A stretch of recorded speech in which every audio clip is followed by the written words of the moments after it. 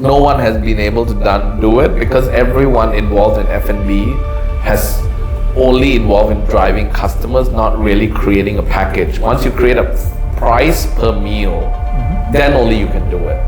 We've created that price per meal 8 years ago. Right. We've mastered how to optimize that price per meal. Hello and welcome to episode 29 of the Exponential Show. Today it is a pleasure of mine to introduce one of the OGs of the Thai food tech startup ecosystem, one of the OGs of the Thai Indian startup ecosystem, Surasit Sachdev. Surasit, thank you for hosting us right before the holidays. Thank you for having me.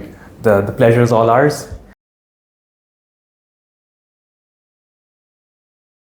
Now, before we get started, it wouldn't be a Hungry Hub episode without food involved, right? So that gives me a good reason to thank our sponsor for today, which is Nevedyam. It is a conscious vegan and vegetarian restaurant that serves, in their own words, meals that heal. And there's a whole story behind it. I think Chef Shraddha, whose passion project this is, would be the best person to tell you more about it. And I'm sure she'd be able to connect with you after this episode. But she has sent a few gifts for us. So this one is a makhani sauce, this one is an avocado hummus, and this is a Christmas log with crackers. And Wow. Thank you, Nevedyam and Shraddha, for sponsoring all of this for us. In your own right, you are also an entrepreneur that I look up to personally, so thanks for supporting the show. Thank you. Now, would you like to give the Christmas log a try? All right. After you. Thank you. I've never done an interview while eating. This is an interesting one. You of all people should do interviews. I guess I do, but not in front of the camera. Fair. So, I'll wait for your feedback.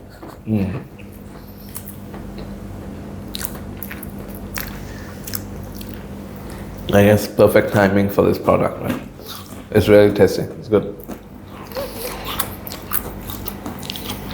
Wow.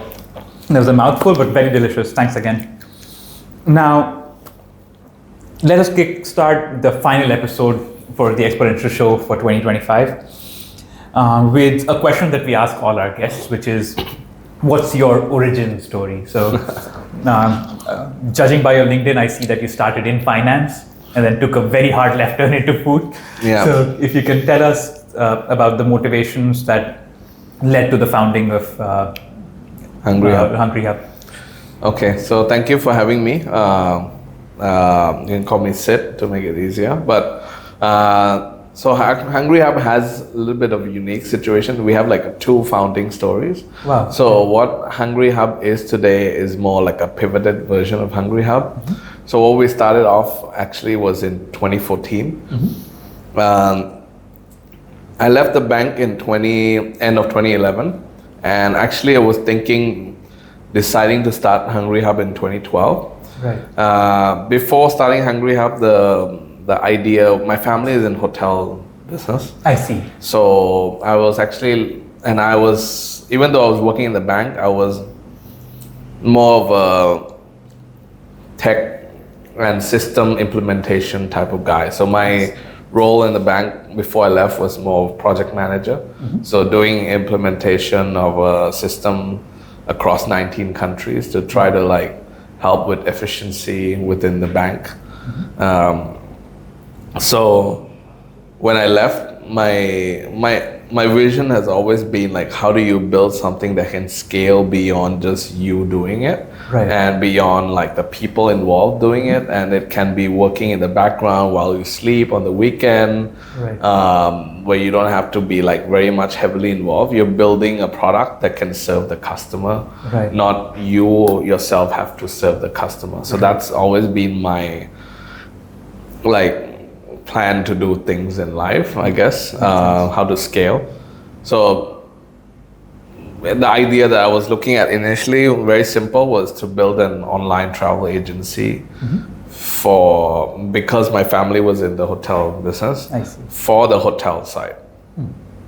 So I was doing research. This is in 2012. So there was Agoda, there was Booking.com, but they were not big. I see. At that time compared to what they are today.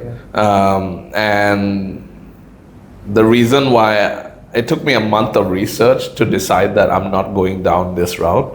And the number that I saw that scared me was Priceline Group, which was the parent company of Agoda and Booking.com and many others. They were investing $1 billion a year at that time on Google search alone, not including Facebook, not including everything else. And at that time, the word was not even a startup. There was no startup word around in Thailand or in Asia.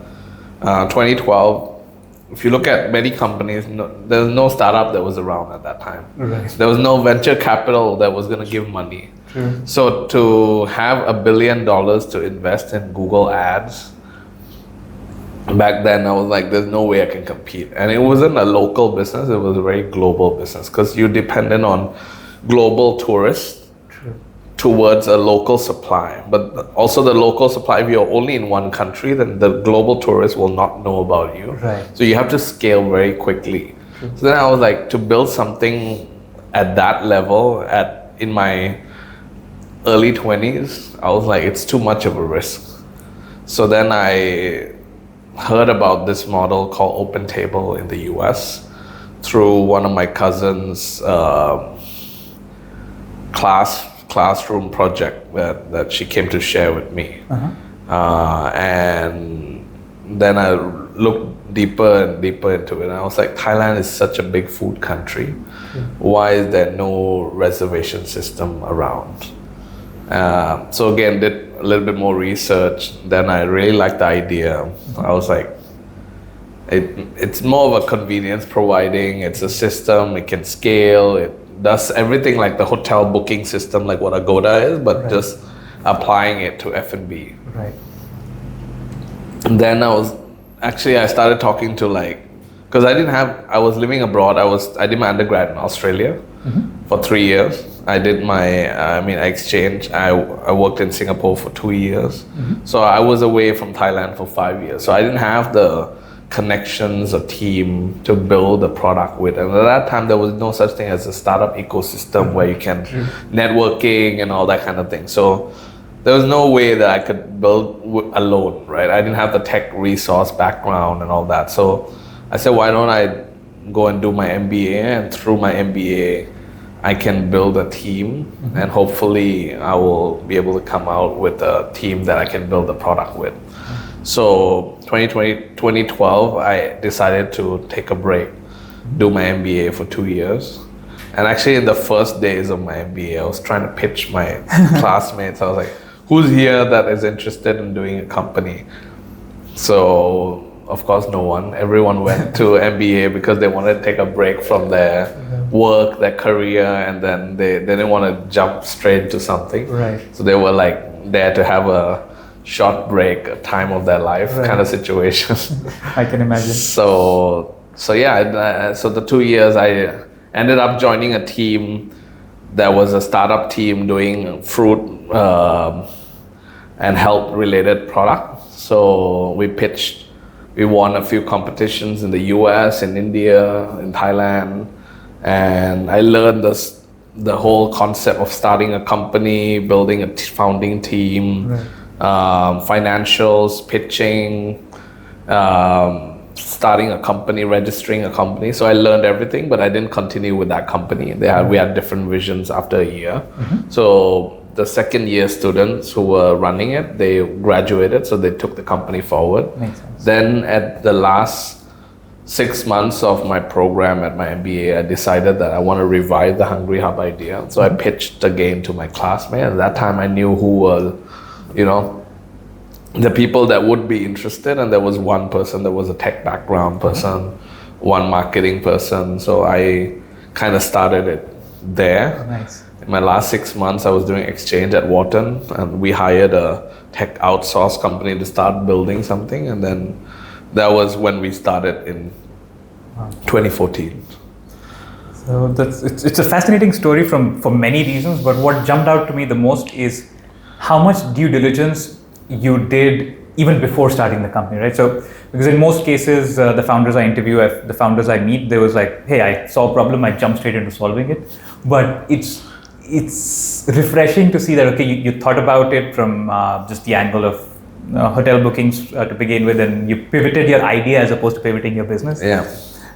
Then you sort of played the long game in terms of, hey, finding the right co-founder, finding the right team, getting the correct knowledge base with your MBA. So it's a refreshing story in the sense of just sort of building that startup or starting the I mean, there's no safety in startups, but at least the more logical approach. But it sounds logical, right? But what ended up happening is the co-founders that I found in my MBA program didn't end up becoming my co-founder. Oh, fair. Okay. I mean, they were my co-founder for a short time in the very early phase, and they still are part. They're more of a investor / silent partner. I see. So, I mean, but of course I learned a lot. They helped a lot in the early stage, but it was like maybe for the first 6 months to a year, and then after that they took a back seat, and then they had other business opportunities. And also the idea that we started, we didn't do enough research, even though it sounded like we did a lot of research, because the first idea was a restaurant reservation system. Right. Now the issue with restaurant reservation system in Thailand is if you walk into any restaurant, you would see that most of the seats are available. Even if you make one phone call to any restaurant, they'll say like, you don't have to, just walk in, you know, it's available. They're not saying it's empty, but it's always available. Right. The issue is there's oversupply of restaurant in Thailand. But if you go to Singapore, Japan, US, UK, if you don't make a reservation on a Friday night, you're not going to get a good restaurant. Makes sense. Because there's limited supply of good restaurants. I see what you mean. But in Thailand, it's a land of food. Any corner you will get good food. True. So there's enough good restaurant that you don't have to make a reservation. You will get a table at one. So we realized that 2 years or 3 years into running it. I see. That we've only asked, so we did the research before we started, but we were interviewing the restaurant owners saying that if we had a tool like this, would you use it kind of situation? Would you pay for it? Right. How much would you pay for it? But we forgot that our business model in the beginning was the restaurant would only pay for it if we drive them a booking. I see. So we never researched the consumer side. Right. Because we felt like it's too hard to survey consumer that would they make a booking. I see what you mean. Yeah, so they, of course, the friends will say, yeah, we'll use your booking. But in reality, it's like, I just Google a number and I just make a phone call. The reason why OpenTable and other software exists in other countries, the main issue is that they make a phone call and then they get rejected. Then they make another phone call and then they get rejected. Right. And then the people would be like, where is it that it's available? Right. So then there's an online tool that tells you, that's why it's called OpenTable, it's like, it tells you where are the seats available. So instead of calling 10 phone calls, that's a pain point where they were solving. Right. But I didn't understand the pain point. I just saw the solution and just try to copy and say, if the solution existed there, Thailand is a food country, why can't that solution exist here? I can. There's not enough restaurant in Thailand that needs to make a reservation, and those 10 or 20 restaurants that needed to make a reservation, they prefer to kept it hard. Right. Just because there's not much competition. But if there's 1,000 restaurants and then 100 starts to move to make it easier for their customer, the other 900 will follow. But when there's only 10, they're like, let's keep it exclusive and not have to make the life easier for everyone. Makes sense. In fact, just keeping it difficult sort of adds to the charm of getting a table there. Correct. And those 10s will have very high bargaining power to you. True. But if there's 1,000, then 1 or 2 will say, I'll make a difference, and then everyone will follow kind of situation. So for us, the market size was too small for a reservation system. It still exists. There's still players out there that can do it. Today, it's a little bit better, but it's still very, very small. But every restaurant we talked to, we found out another problem was that they were joining us because they wanted more customers. And there were actually a lot of players that were around that was driving more customers to the restaurant. But the issue was it was all driven by discounts, deep discounts, that was not sustainable for the restaurant. Right. Whereas on the other side, so this is more the second founding origin story. I know it's a little bit longer answer, but I used to take my team out for lunches and dinners when we were doing the first model of Hungry Hub for 3 years. That was like, because we were hiring fresh grads and we were dealing with middle to upper tier restaurant. So a lot of them have never experienced these restaurants. So I was like, how could you be selling to them or marketing for them or work with them if you don't understand what they're selling? You've never tried their service or their product. So I said, as a company benefit, I don't pay you very well. You guys are fresh grads. Of course, I pay them fairly, but it's not like big enough salary like other tech companies. So I said, I will give you a company benefit where we take you out once a month at any of these restaurants that we work with. The issue is every time I end up, after we dine 15 people, 20 people, including interns and everything, I look at the bill and be like, this is double of what I wanted to pay. You know, I can't tell them that, hey, don't order from the right page, only look at the left page, you know, order only the pasta and the pizza, not the steaks and the lobsters and all that. So I was like, this issue is not only when I take them out, but when I go with a group of friends, one person orders a pasta, the other person orders a tomahawk, and you got to split the bill equally. And I'm sure one person is vegetarian and the other person is drinking all the way. And you can't say, here's what I ordered and here's, because of the face culture in Asia. So then I was like, the pain point is like not only for treating, but it's also for a split bill culture, where in Asia, most of the restaurant dining, there's never a situation where this is what I eat and this is what I pay. It's always like, this is what we eat, and it's either one person picks up the whole check or you split it equally. And in both situations, I can guarantee that 99% of the time, no one can predict how much the bill is going to come to or how much they'll have to pay. And sometimes it's off by 5%, sometimes it's off by 50%. Right? So the variance can be because of the drinks, the variance can be because of certain dishes because what you order, you see the price. What I order, I see the price. But when 10 people are ordering, you can't tell how much each item is going to cost and how do you add them up in your head. No one can do it. And then you add the layer and then there is a service and charge and then there's drinks and then there are certain things like that you don't even saw from the menu price. It ends up being sometimes double of what you expected to pay. I completely empathize with the problem. In fact, both of them. And it's interesting that actually getting your hands in the industry sort of made you stumble upon those pain points. So it's there's something to be said about actually spending time with your sort of in the shoes of your customers, essentially.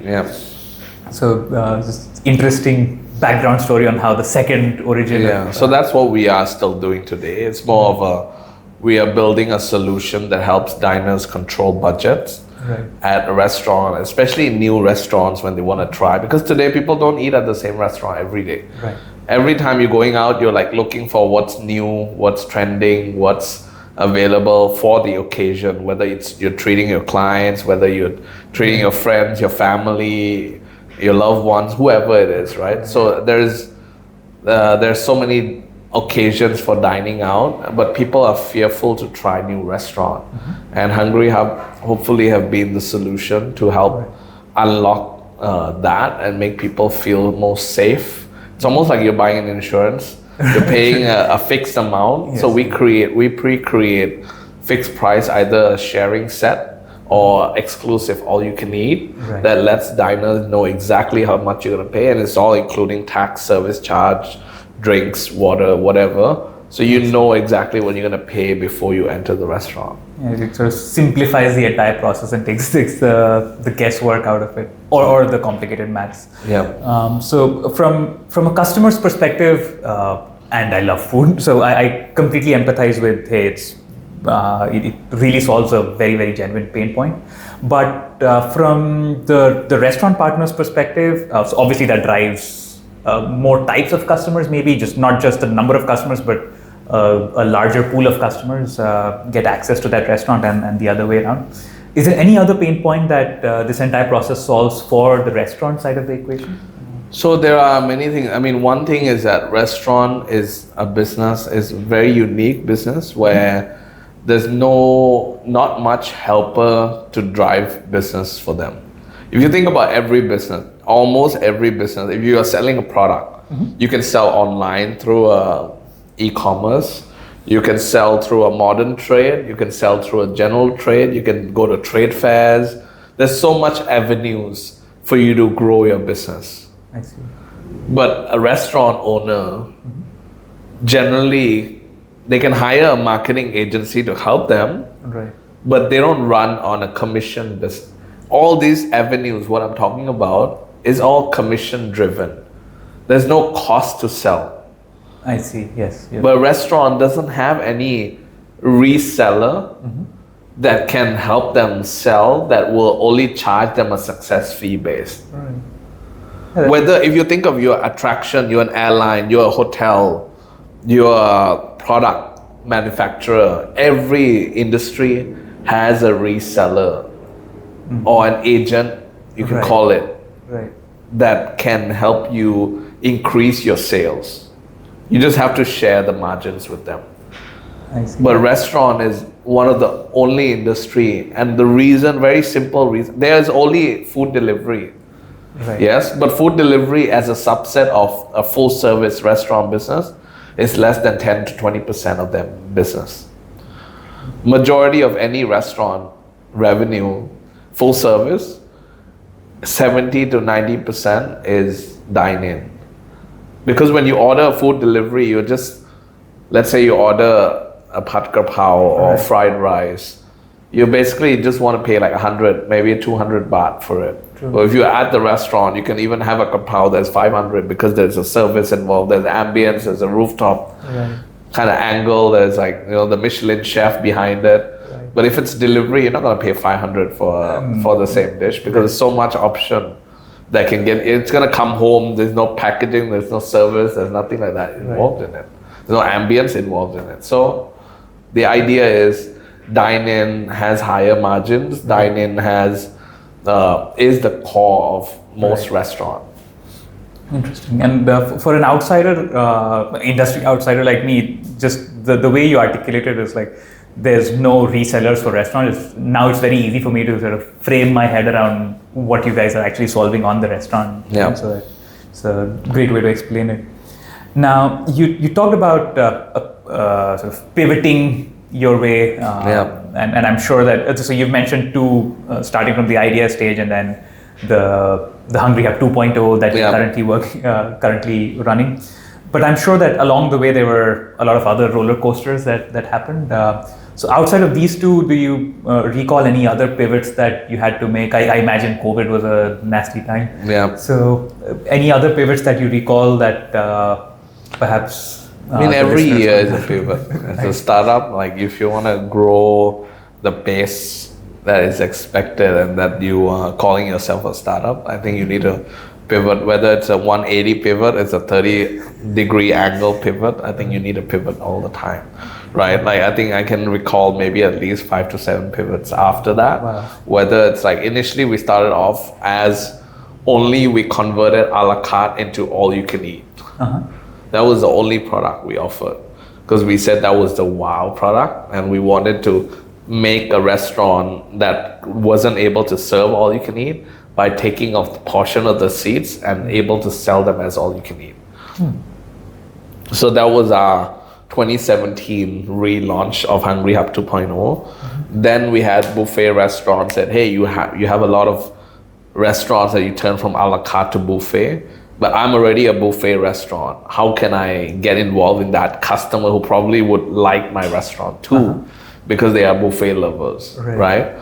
So then we said, okay, we call it buffet plus, meaning if you book through Hungry Hub, you get a plus drink or dessert or an added dish or maybe a discount or whatever. It's a plus something. I see. And then a lot of other restaurants that couldn't do all you can eat said, we want to participate. We like your vision of controlling budget, but we can't do all you can eat because of our branding, because our kitchen. So we launched Party Pack, which is more of a sharing set menu. I see. So that was like 2019. Then 2020, COVID hit. We said we never do delivery, but then the restaurants that were around was like, you have our customer base, we like the way you work, we used to your system. And we said, okay, we kind of saw from China that lockdown is happening. I was just involved in Alibaba, like a e-founders program, like 3 months before COVID. So it was like 2 months before COVID in China. So they were updating us like what's happening there, how did startups evolve, what did the government do? So we kind of saw that coming. So 2 or 3 weeks before the shutdown, we anticipated a shutdown. We built a food delivery, but we didn't want to go out compete with the top food delivery guys. So we targeted the mid to upper tier segment, which was our restaurant partner segment. And we only sold set menu and like large sets delivery. So our average order value was like 12 to 1500 baht per order. But it was like during lockdown, people who had birthdays, who wanted fine dining, who wanted steaks, who wanted lobsters, could still get our delivery at free delivery, because when your basket size order, you can use a commission to offset the delivery fee and all that kind of thing. So we were delivering like free 30 kilometers kind of situation. So we found our niche and we helped those restaurants, like buffet restaurants never did delivery. So through us, we converted that buffet into a set of 5 or set of 7 or set of 9 items, and they could do delivery, and it unlocked a lot of new potential. Although that wasn't a long-term business, we shut it down 2 years later. And when the business kind of recovered, because it's low margin and it's not where we are strong at. But yeah, it helped us stay afloat. It helped the restaurants stay afloat. It made us learn a lot of interesting things. We also launched staycation during COVID. So a lot of our partners are hotel partners.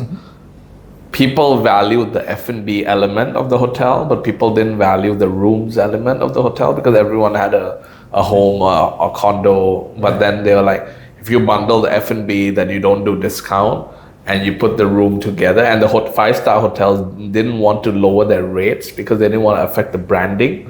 So, but when you bundle things together, you could hide that which one was doing the discount. So you bundle the spa, the afternoon tea, the dinner, the credits, the room or the suite and all that upgrade. So we did that. It was very successful for again another 2-3 year period. We still have it running, but it's not like the main focus today. So yeah, we pivoted into those things to help us. Actually, during COVID, a lot of startups that was doing F&B that were not doing delivery were all struggling, but we grew like about 4 times during COVID. Wow, that's a good statistic to hear, because every time I talk to anybody food related and talk about COVID, they're always a sad story involved. So we pivoted, we found the niche, we of course, right after COVID, when everyone kind of grew back, we were offsetting that growth that we got, like staycation, delivery, but then we still grew, but we didn't grow like that 2022, 2023, when everyone kind of grew, we grew a bit lesser. But from 2019 to 2022, we grew like 70 to 80% year on year. Every year. So I mean, that was one of the reasons is a lot of hotels, a lot of restaurants that used to capture tourists were also struggling. So we looked at that as an opportunity to acquire a lot of new restaurants. And once you get good supply base, you deliver for them. Then even after COVID, they were still our partners. I would say only 5% of them were the top tier performance churned from us. The rest, 95% that were performing, stayed with us till now. So that was what helped us grow a lot. Nice.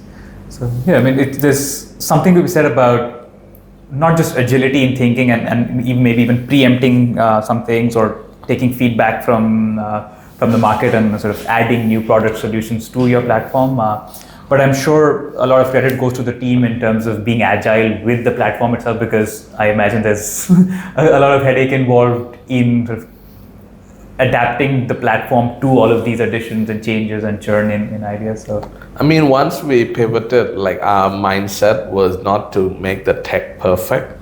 We pivoted with like manual operations, like very minimal tech to make the customers understand and be able to transact. But back of house, every time we launch something new, we would make the back of house like very minimal until we saw good enough traction. Then we keep improving it.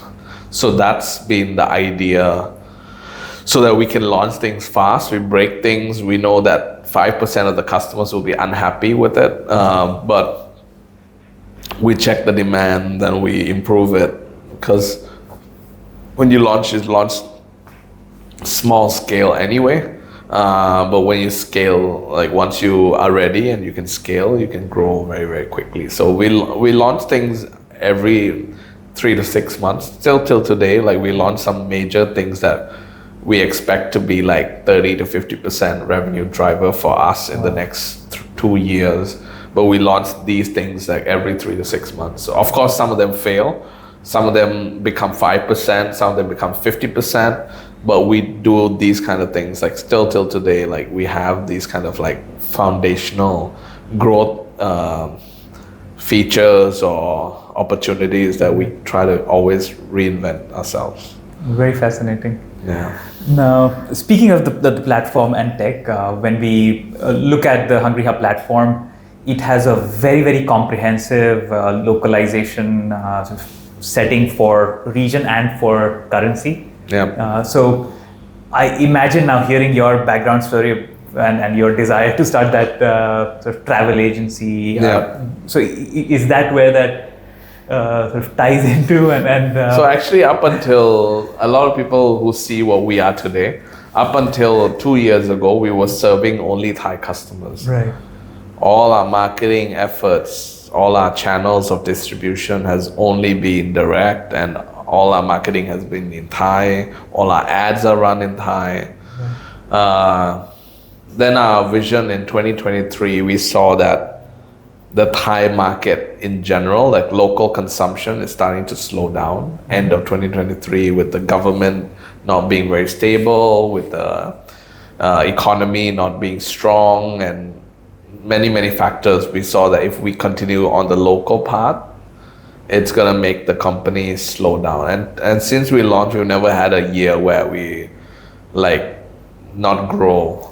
Right? So we've grown minimum like 10 to 20%, and on average like 50 to 70%. Right? So we are looking for that growth driver. Right. And in the last 2 years, we also moved towards driving the company as more profitable company. So it's not a cash burning startup company. So we've been profitable for the last almost 30 months now. Nice. But the way we think of it is that how do we go towards the tourist market?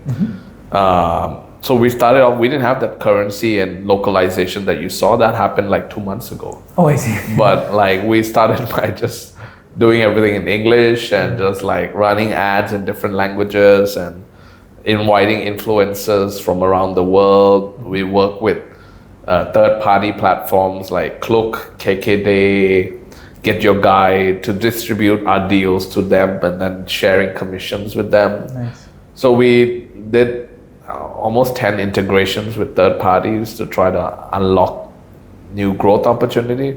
And we flew in maybe like 200 to 300 international influencers to Thailand to promote our top 200 restaurants. And now I would say like 30 to 40% of our business from 0 2 years ago is from international market. So again, like I told you, when we think of something, we say that in 3 years, how does that become 30 to 40% of our business? Right? It might not happen overnight, but we see that growth from very quickly, like within a year, within 2 months, we see 1 million baht in that kind of business. Then now I think it's crossed like 300 to 500 million baht in like tourist revenue. So that's something that and restaurants are very happy. That's something that a lot of restaurants aspire to get tourists. Right. Tourists are higher value, higher spend customers. They don't look at discounts as much. Right. Locals are still a little bit more discounts oriented, especially when the market is bad. They anticipate that everyone's going to give them discount, and that makes it worse for the restaurant. But we work with mid to upper tier restaurants that generally don't want to be in that situation. So that's something that we have unlocked. Right now we have about 5 markets that we're strong in: Hong Kong, Taiwan, Singapore, Malaysia, South Korea, and then we're looking at more like US, Australia, Germany. So we are looking at the top 10 tourist market in Thailand, and we're trying to cover at least 1,000 customers a month from those countries using our service today. Yeah, it's like you said, it's another example of you kind of being willing to try things, and then just one of them sticks, and then you kind of double down on it. So it's good to see, and good to know that in your own small way, you're playing a part in boosting the tourism spending here. So. I mean, there was many factors. One was the local economy going down. Second is we've always aspired to be a regional or global company from day one. And to start in a new country, having zero customer in their market will also make it harder for us. But if we use our strength in Thailand to attract the tourists from their country to use us when we launch in their country, we will not start from zero. We'll have influencers we've worked with. We've had customers who've used us. They'll trust us. They've seen our ads. So that's the idea of like makes a lot of that sense. Because we anticipated from 2023 that in 2024 we're gonna launch overseas in Singapore. So I think end of 2023 end of 2024 we launch in Singapore, and end of 2025 we launch in KL. So it was actually we planned to launch internationally since 2020 when we raised first round in 2019, but COVID hit and that delayed everything, and we had to become profitable and use our own funds to expand. That's very nice. So now you hinted at the venture into Singapore and Malaysia. Malaysia, I understand from our conversation earlier that it's fairly recent, but just a lot of the learnings that you shared were very Thai market specific, including how you pivoted into what we called earlier Hungry Hub 2.0. I imagine the market dynamics and customer preferences in Singapore and Malaysia differ from Thailand, and not just from the perspective of customers, but also the restaurant partners. So are there a couple of quick learnings that you could maybe tell us about that these new markets have provided you? So from day one of the things I learned from me doing my MBA at Sasin is to think global from day one. Right. And when we were building the first business model, the Hungry Hub reservation system, they were actually already around in many countries.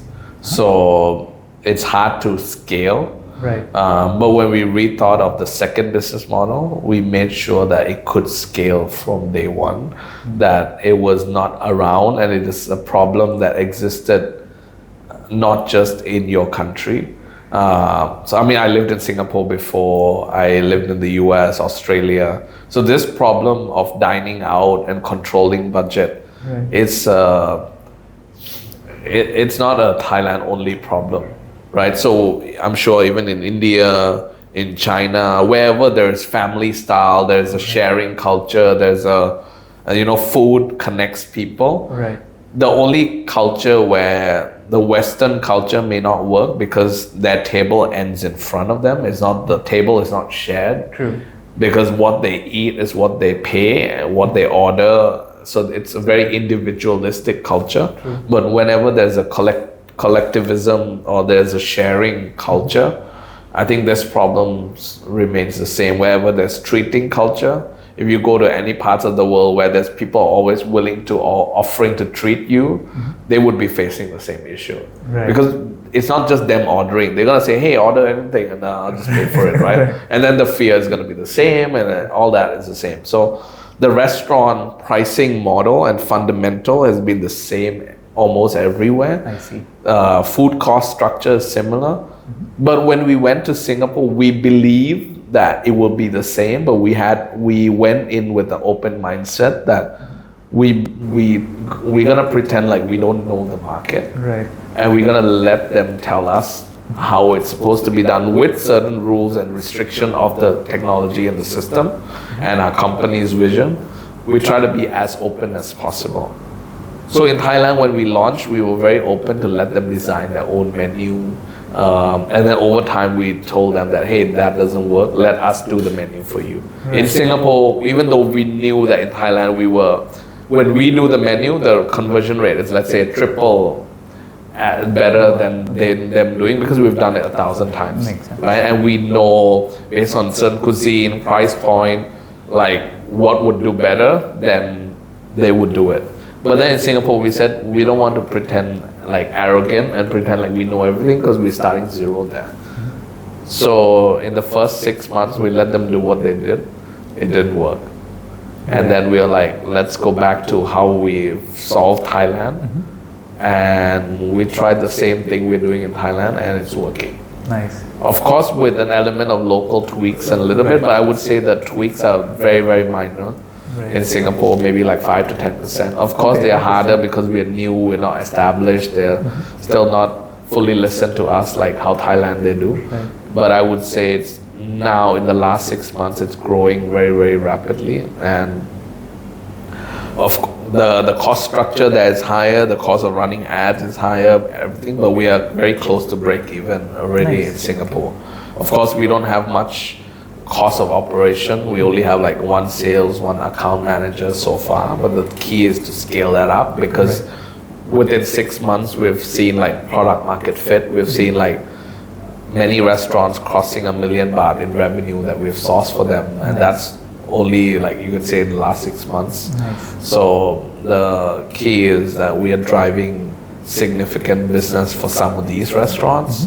And being an international player, a small startup from Thailand, not heavily funded, being able to do that, it proves that, hey, this business model is scalable. So that's why we didn't want to stop at Singapore, and we wanted to quickly expand to the next market. Interesting.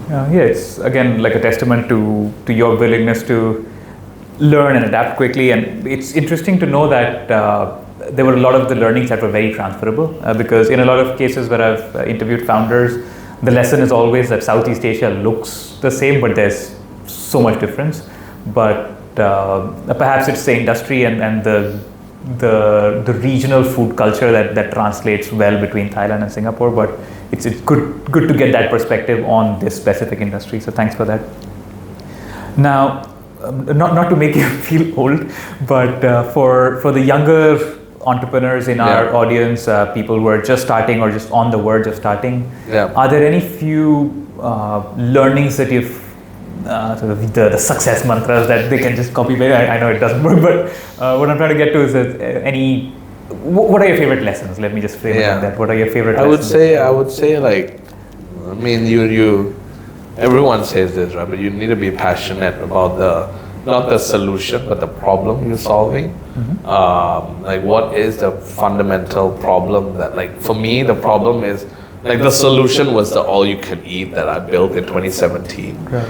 But I'm not stuck to the solution that it has to be a la carte turned into all-you-can-eat.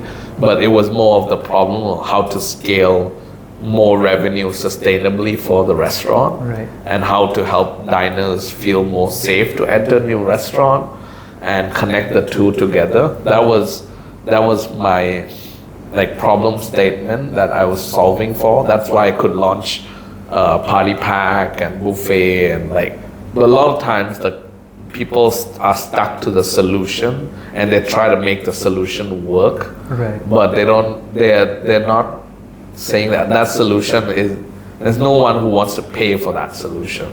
Many times the issue is that solution is in their head, or it's not a big enough solution, or it's not worthy of being paid to solve. There's many other ways to solve it that can be easily, but if you are looking to solve a problem that people are willing to pay for it, like when we started off, I'll tell you, when we started off, we were building the reservation system.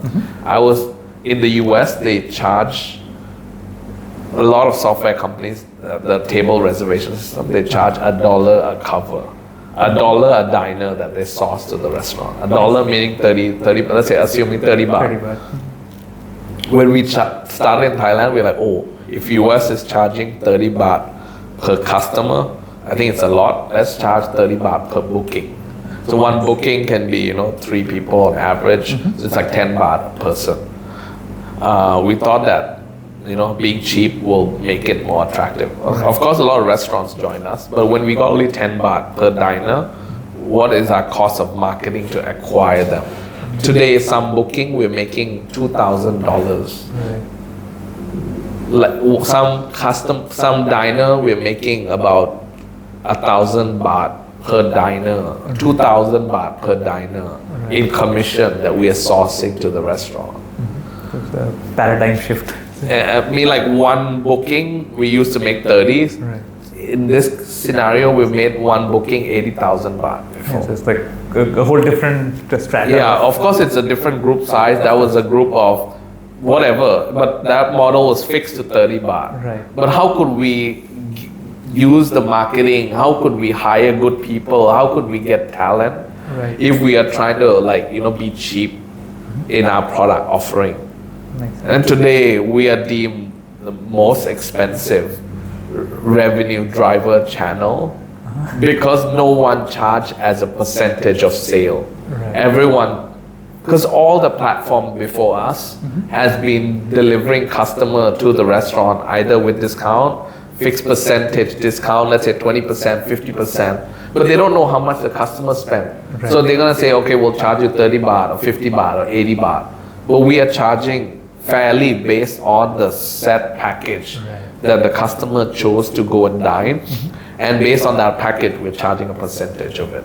So the restaurant is happy with it, and on average, we are charging 100 to 150 baht per diner that we source to the restaurant. One booking, we're charging 500 baht on average, 3 to 500, whereas before we are charging 30. So we are 15 to 20 times much higher. Right. And if we didn't have that 15 to 20 times higher, we wouldn't have this team, this office, and we would have shut down previously. And why the restaurants are still happy with us today? Of course, they always want lower. But they wouldn't have joined us. They wouldn't have stuck around with us if we're not driving them that incremental revenue. Yeah, so it's interesting that the theme of predictability doesn't end with the diner. It's also your revenue that is very predictable in terms of, hey, this is the package I'm selling. So there's a lot of, if I may use the word, transparency in what you're selling. So you know what's going to happen, the diner knows what's going to happen, and the restaurant knows what's going to happen. And we are able to share that with influencers. We are able to use good influencers. We are able to share that with third-party platforms. We are able to work with other OTAs. So our vision today, we are moving, every year we keep changing, right? But the vision today is we want to be the OTA for the restaurant industry, right? So instead of just booking and discounts and driving more customers, but today we are the only, I would say, transparent online travel agent. And when I say online travel agents, we're not bringing only local customers, we're bringing tourists. We are in 15 languages, 15 currencies. We're going to let customers pay in their local currency. We are not only selling on our platform, we're selling through 10 plus third-party platforms. So like OTAs, rooms that you're selling through Agoda. Agoda also distributes on to, let's say, Trip.com or other to diversify, and whoever brings in the customer, they share the commission. Right. They work with influencer. And what we are about to launch next year for the F&B industry that I think will shape the industry differently is dynamic pricing. So how today F&B price never change, or they'll change once in 6 months if the ingredient cost change or because of their chef changing or whatever the reason. We want them to be able to change by the minute, by the hour, by the day, based on demand, based on supply, based on early bird, based on competition, based on weather, based on multiple factors. And their first 10 seats may not be the same price as the last 10 seats sold. If the restaurant is booked 3 months in advance, all on the same price, why can't you do it like how hotels and airlines doing it? The simple answer is they all want to do it, but currently there's no tool for them to do it. Why? Because price is decided on the table at the restaurant. How can you change when someone is looking at the menu? But when the price is decided before the service, you can swing that up and down. You can't change the price when someone's buying ticket at the counter. Oh, ma'am, it's changed now. Oh, sir, it's increased now.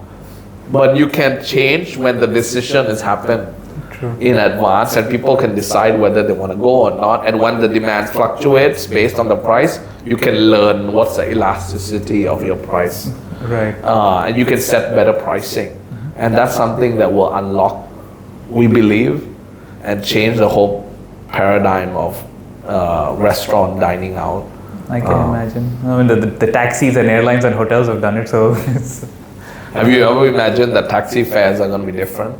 10 years ago, I would like it's all by kilometer, but today it's based on the weather, it's based on traffic, time of day, so many variables. And people accept it. It takes time to get accepted, but it's a start that needs to happen, right? And no one has been able to do it because everyone involved in F&B has only involved in driving customers, not really creating a package. Once you create a price per meal, then only you can do it. We've created that price per meal 8 years ago.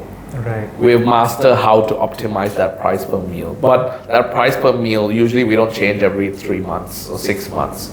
Now we're building AI tools to recommend them to change more often. So we're looking at past 8 years of data to learn, to look at patterns, day of the week, time of the day, time of the year.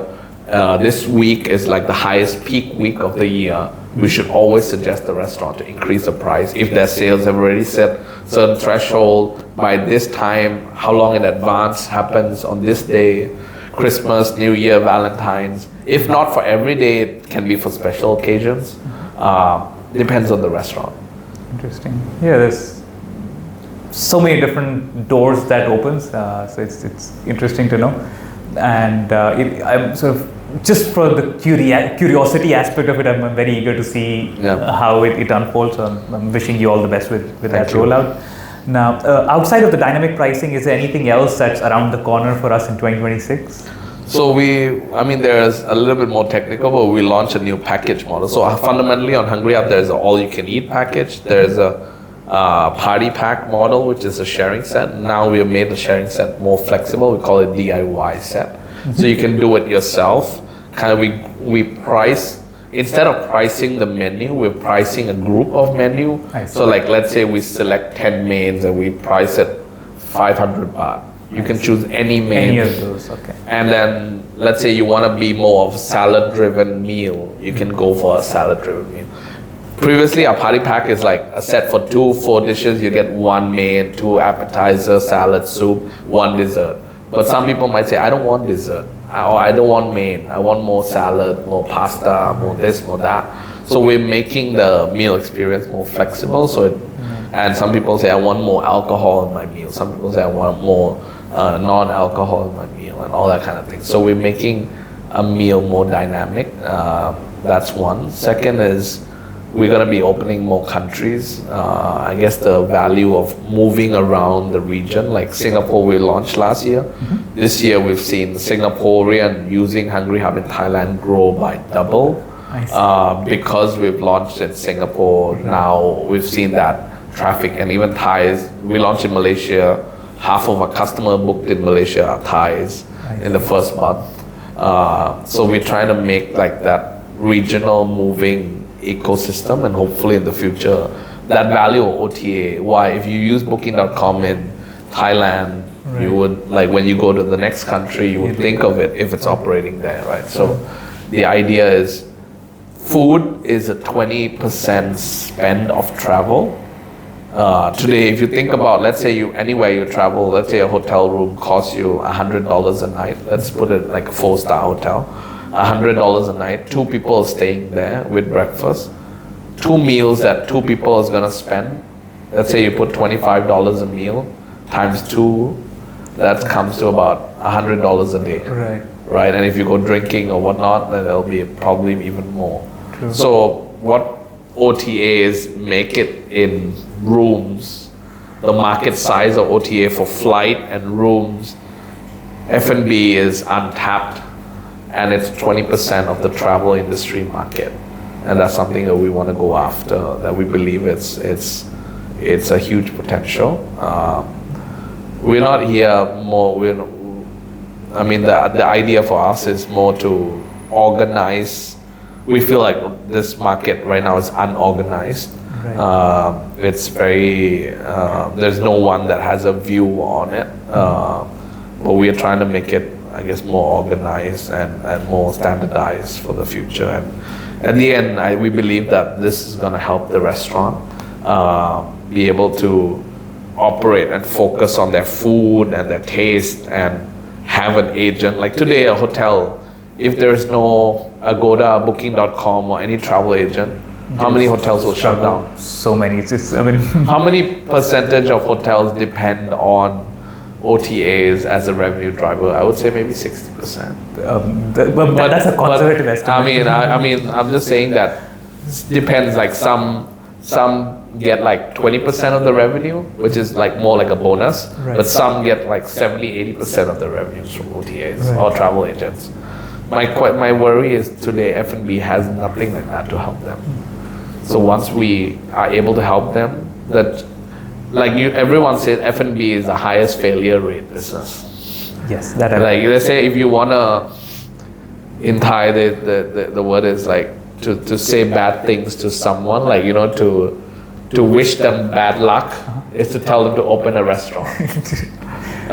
Because they're gonna struggle. 90% of the time they're gonna fail, right? It's even a higher failure rate than a startup. Which is because incredible. There's no one to help them. One of the reasons is the food. Many restaurants that have shut down. People always say, "Oh, it used to be such good food." Mm-hmm. Well, why did they shut down? Right. That's a conversation I've had with. So many people have said good restaurants have shut down. Right. Why? It's because they don't have a way to market, and if they're earning, let's say 500,000 baht a month, how can they hire 100,000 baht good marketer? Right. And an agency, even if they charge 30,000, they're not going to allocate good resource. True. Right? They're going to do the standard practice, use a little bit of AI to do it, but it's not. They don't have the power of the network effect to drive customers in for them. So nothing wrong, but I feel like there's an opportunity, and why can't we step in and help that? Wow.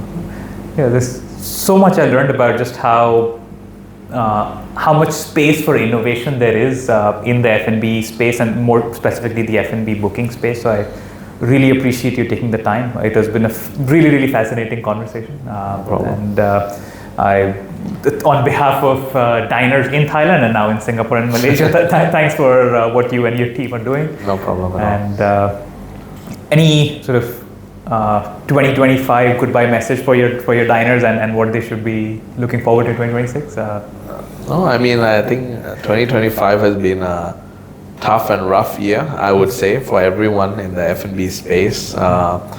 I think diners are very happy this year because there's a lot of good deals that have come out of this rough and tough year. I think 2026 is going to be similar, at least for the first half. But I think the good thing is the restaurants are getting used to it, so they've kind of evolved and they understand they've lowered their expectation.